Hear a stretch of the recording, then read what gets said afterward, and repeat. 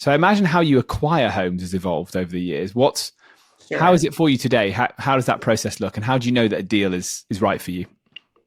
Well, I would say that, so what's so interesting is like our inventory growth, acquisition of homes is still very organic. It's very reputation based in our two main markets. We definitely have realtors in both markets that refer clients to us often. We have a lot of the smaller, like boutique developers in both markets also who like working with us because we have positioned ourselves as quite good at managing multifamily, which is a little bit different of, it's not hotel. It's not like large class A multifamily. It's like small boutique multifamily, which in a market we only had one of those, it would be impossible because you need too much, you wouldn't be able to support the labor that's needed. But when you have, 12, 15, 20 multifamily buildings, you're able to run them for very efficiently. So that's really how we've done it. How do we know a deal is right for us? We are agnostic to the size of the property and more interested in the quality of the property and the quality of the investor or owner in with their appetite to like maintain the property or improve the property or bring it to a standard because the industry now is very much a high end industry. People are expecting a much higher quality than IKEA furniture popped up in a place now. So we prefer to work with owners who will spend the money to bring their property up to par. Are there listings that you had early on that you now wouldn't take, or you've delisted? We have had a couple that we've decided to move on from that. To be fair, like even with the right investment, would it have made sense for the owner a 2-bedroom condo in a part of the city or the part of the area that's not renting that great? Is it better for them to go back to an unfurnished rental because the return would take too long? Yeah. Are there buildings that maybe we would reconsider now? Also, probably yes. But they are part of like what we call like Sojourn 1.0, the legacy market, and those owners have seen great consistent performance from us and have been willing to start improving things over time. Do you then um, do you see trends? Do you see trends in the Washington area, well, across your portfolio then? At the moment where, okay, right now you've got to make sure you have X, Y, and Z in the property to make sure it books, or you've got to have a hot tub wherever you can have fun. I can't imagine there's many hot tubs in Washington City, Right. but you must have a view on that. Yeah.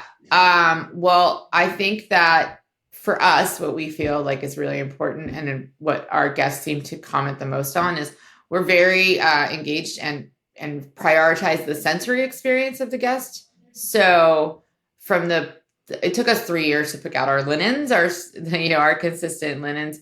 We think like a great night's sleep is really important. And if you look at like the best of the best hotels, right, there's always the best linens in those places, right? You never really leave a 5-star hotel and think my neck hurts from sleeping on this bed, right?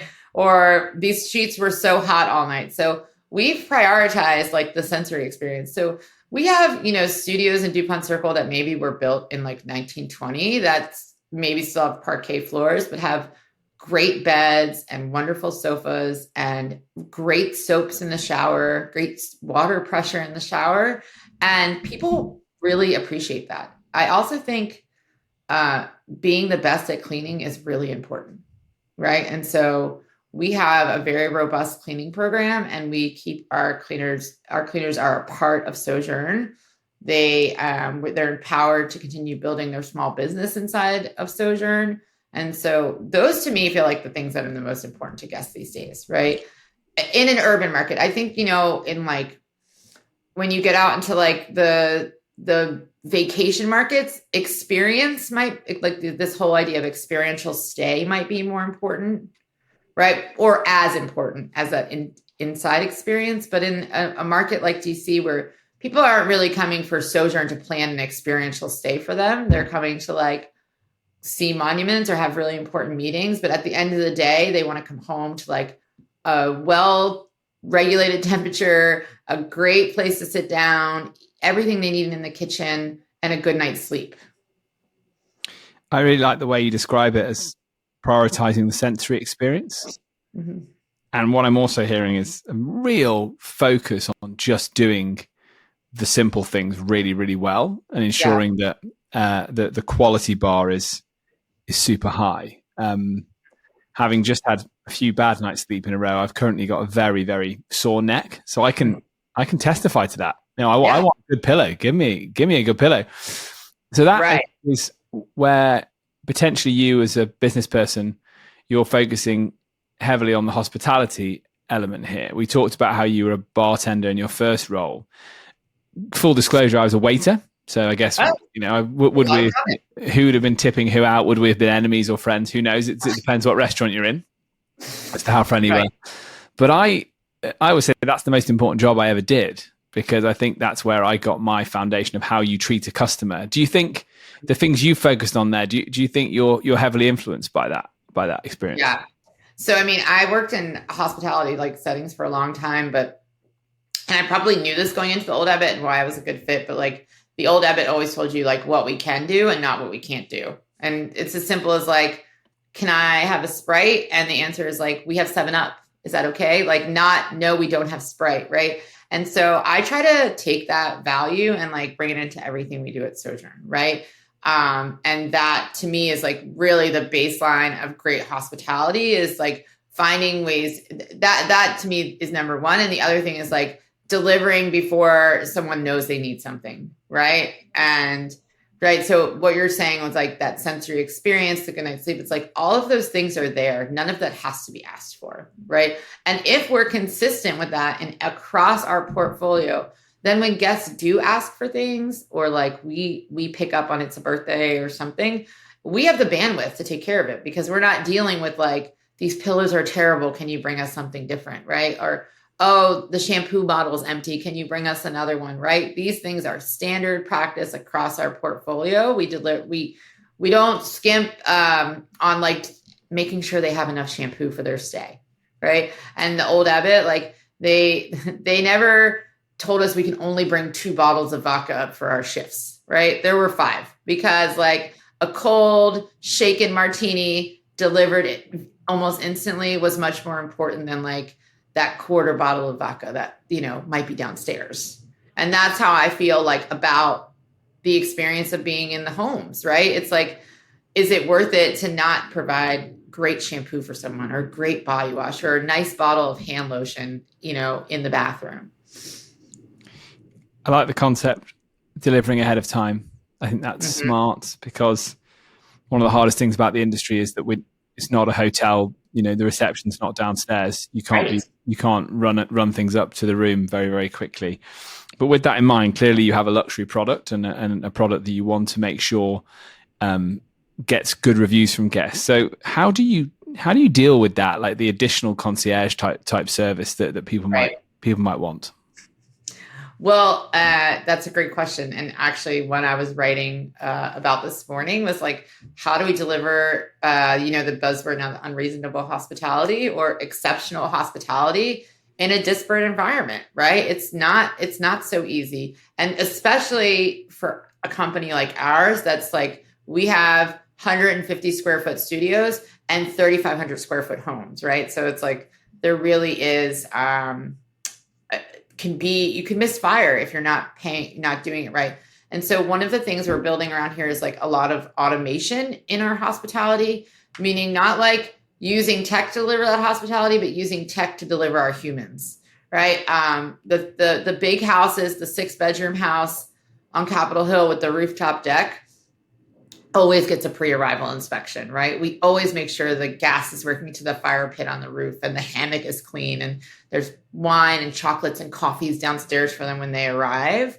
But the studios who have a dedicated cleaner maybe are using tech to deliver the inspection to us, right? That we're checking right away. Okay, it's 200 square feet. We want a picture of like the oven, the soaps, the towels, maybe the sofa bed linens, right? These 10 things. So like using tech for our humans instead of like tech to replace everything. And that's really what Dunsey and I believe is like, we're a hospitality company powered by tech not a tech company trying to do hospitality.